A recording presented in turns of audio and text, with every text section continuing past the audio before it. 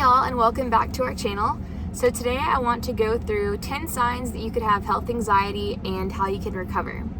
So I fell into this cycle December of 2021. I had a routine surgery, woke up, had DPDR, I had panic attacks like all day, every day. I had like a billion symptoms. And this kind of led me to really spiral for quite some time, just searching for what the heck was wrong. I was told anxiety, I didn't believe it, and yeah, it was just turned into be like a really vicious cycle. So let's go into these 10 signs and then we'll talk about how you can recover. So number 1 would be constant Googling, WebMDing, Redditing your symptoms. Yeah, I lived on the internet when I was going through this at my worst. So I would say prior to this cycle, I was not even a Reddit kind of person. And I was on Reddit like 24/7. I would Google my symptoms. I would Google medications that were prescribed to me. I would Google, like recovery, how long it take to recover, all that kind of stuff. And when it comes to symptoms, the first thing is cancer and a brain tumor seem to be like the diagnosis for every symptom you can possibly Google. So that's one. The second thing is when it comes to Reddit, you're going to find a lot of people on Reddit that are there and they're saying, I've been stuck in this for, 20, 30, 40, 50 years. There's no way out. And while people can be in this cycle for that long, for sure, they haven't found the correct way to recover. So it's just really unproductive to read those stories and discourage yourself. So that's number 1. Number 2 is going to be constantly going to the doctors and being told that you're fine, but not believing them and getting test after test after test. Well, I had every test under the sun. I started just going to like the ER and urgent cares and things like that, because when you have this, you're not just like, you don't just wake up one day and you're concerned about your health for no reason. You have real physical symptoms that are a product of the stress response in your body, which I'll talk about after all these 10 steps. But there's real things that are going on. So you're trying to figure it out, trying to get better, searching. And I would say after the ER, after urgent cares, I saw every specialist you can name, literally. And then apart from modern medicine, I saw like a lot of naturopaths. I saw functional medicine doctors, like chiropractors, like literally you name it. I went all the way to Mayo Clinic in Jacksonville and we stayed there for like 2 different weeks. So tons of testing. I had brain scans. I had tons of blood work. I had like the 24 urine blood work, or like the urine test, I guess, that tests like all of your adrenaline and things like that in your body. But as far as like always going to the doctor and never believing them, that's a huge sign of health anxiety. So number 3 would be always searching for the next cure. And that's kind of like number 2. For me, I went the modern medicine route, then I went the natural medicine route. And there are so many people that are willing to, good intended people, but they want to check you for Lyme disease and they want to check you for mold exposure and they want to heal your gut. And the list goes on and on and on, right? Like there's so many people out there that have been through something and they want to help you, just like I've been through anxiety and want to help people, so I get it. But always searching for the next cure just leaves you, it's basically what it does is it continues the spiral. And it continues this panic loop, this panic cycle, because it's telling your body that yes, something is wrong. It's reinforcing that to yourself. So it's going to continue to send those hormones, those stress hormones like adrenaline, and it's going to continue the symptoms. So really, again, it's just this vicious cycle. So number 5 is constantly checking your vitals, so like your pulse, your blood pressure. Y'all, I literally had, it was called like Cardia, don't go buy it, but it was an EKG reader that you have your fingertips on. And I brought that thing everywhere with me. I was constantly checking my EKG to see if it had abnormal heart rhythms. I had a blood pressure cuff, of course, like y'all probably all have that. But I had that. I would check my pulse like this all the time. I ended up eventually taking off my Apple Watch, which I would highly recommend if you're stuck in this vital checking situation. Don't put things in your life that are gonna make it worse. Don't wear an Apple Watch for now. You can put it on again later when you recover. But I would walk around and I was always like this, especially when I'm anxious. If I was driving, if I was out in a grocery store, my hand would always be right here, checking my pulse. And I got really good at it. literally I can tell you like, oh, okay, I'm at like 70. Like I can, yeah, anyway, you know. Okay, next is going to be number 5, which is reassurance seeking. So seeking out information or confirmation of information that we already know to ease anxiety. This is a coping mechanism. And while it might make you feel better for like a few moments, you always have to go back. You have to do that reassurance seeking, and that's also like just Googling. That's kind of a form of that too. But for me, I would ask my husband, and I would be like, you know, do you ever feel like this? Do you ever get like those, fluttering heartbeats or anything like that? And we'd already been to the doctor. We already know it's PVCs. We know they're harmless. The amount that I was having was harmless. And yeah, I would just constantly ask those questions. Like, do you ever feel this way? Hey, do I look normal? Like, does my color look off or anything? Do my pupils look like different sizes? Like that sort of thing. So that's one big sign. Next is going to be number 6 now, which is having a quick fix, need it fixed now mentality. And this basically has ER written all over it, right? So ER, we know, or if you're in this cycle, you probably know you go to the ER, they can't really do much for you. They might give you like some anxiety medication, or for me, like tell you to take a Benadryl and send your butt home. But yeah, it's when you're in that moment and you're like, you have these super heightened symptoms, you literally feel like you're gonna die. Again, we don't just do this for fun. So we want this fixed right away, right now.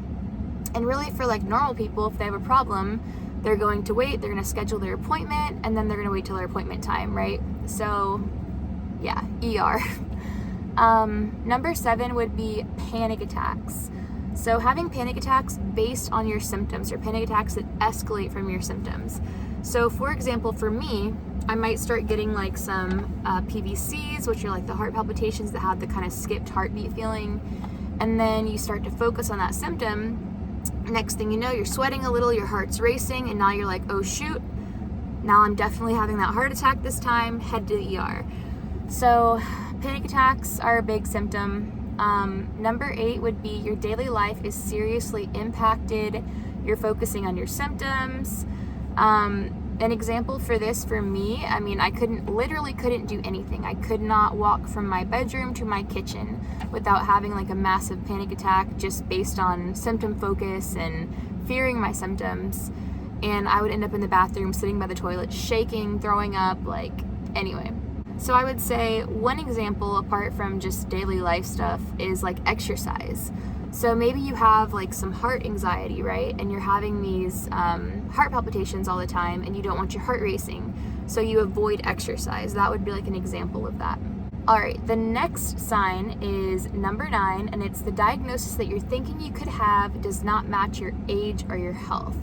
So for me, for example, I thought I had a lot of things, but one of them was a heart condition. So I was having all these heart palpitations, and while I did have POTS, which is basically just tachycardia when you're in an upright position, whether it's standing or sitting up or whatever, that's not something that's going to kill you. And I thought that I had like, I was going to have a heart attack, I had heart failure, like something was up, I had arrhythmias, like all that kind of thing. So while those things can happen to people, it's very unlikely for my age and for my health. So that's one sign. The next sign is the last one, number 10. So you get triggered by other people's health issues, stories, commercials, etc. So when I would hear, like, seriously, y'all, I couldn't even watch like those like House or anything like that, like any of those medical shows, because I would watch it and I was like, oh my gosh, like maybe I would apply that direct situation to myself, but even more so, I would watch it and I would think, there's something underlying that they haven't caught yet, and it would just continue to fuel the fire for me of searching. And you'd watch these TV shows where it's like some rare, crazy, like worm or something, right, that's like in your stomach. And anyway, so that kind of stuff could trigger you. Or even if people talk about like, oh, COVID was a big thing, right, during the time that I was really in like the middle of this. So people would talk about dying from COVID or like dying from the COVID vaccine, and that would be a huge trigger for me. Like I would think like, man, this person was so young, like that could easily be me. I could, die from this or whatever, right? So that's the last sign. Now, as far as how you recover from this, there's a few practical steps. So step one, I would say, is educating yourself on anxiety. And I'm talking about like the physiological effects of anxiety. So basically all that anxiety is your stress cup got overfilled and it never got back to that like healthy baseline level. So your nervous system is sensitized, your body is constantly pumping out unhealthy amounts of adrenaline and other stress hormones, and so that is giving you symptoms.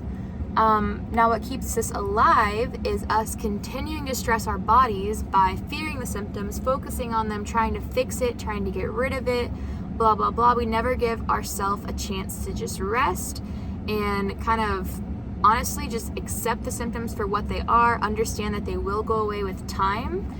And yeah, so that's number one, is educating yourself on anxiety. Number two is response. So this is how you heal your nervous system, is by responding in a way that shows your body, shows your brain that you are safe, instead of reinforcing, yes, there's a threat, pump out more adrenaline, you get the point. So I've linked the ideal response in this video, so check that out. It's completely free. It's exactly the format that I use to recover, so there's that. Number three, I would say, is stop trying to fix this, trying to fight this, focusing on your symptoms, like that's a huge one.